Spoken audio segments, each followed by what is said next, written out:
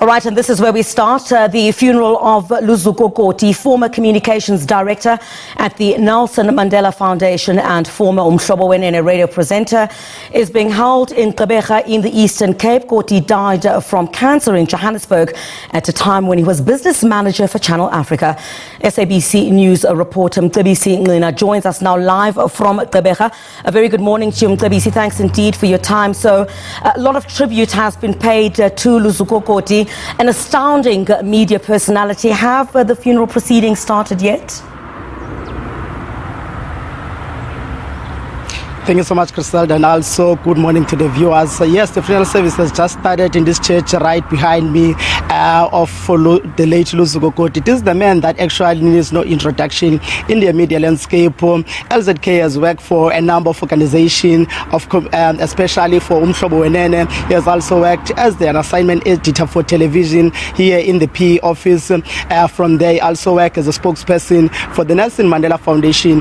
By joining me now is one of his good friend Songezo Zibi. Just will be talking with us about the life of LZK. Mr. Zibi, thank you so much for your time. First of all, in that obituary, very interesting. He was just 48 years old, but it sounded like that CV of his is quite thick for someone. You could say he was probably around 60 years old.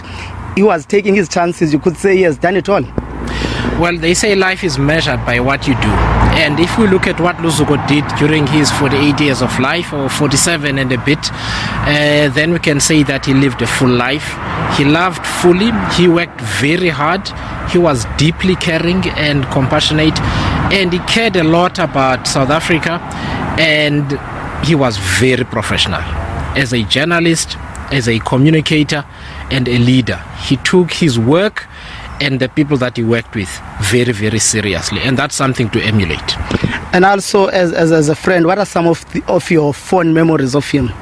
Well, there are many. I think the one thing that I noticed at first about him, because I used to live here in Gqeberha all those years ago, so I met him 18 years ago, and he used to be very neat. He had dreadlocks that he would not neatly push back. He was always very dapper. He had a cardigan that had no sleeves, and he was also very funny.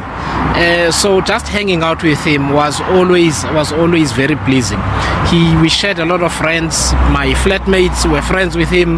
My wife was a friend of his, and we had other friends from school as well. So he was a really good person to know, and as I said, really deeply caring. It's also probably a huge loss for the media industry. It's a very big loss for the media industry, but it's also a big loss for South Africa as well, because Luzuko did many things in his life. He cared about African heritage, and he did something about it. He was extremely creative. He worked on TV dramas. He had just completed a novel called Life Beckons Me, which is still going to launch.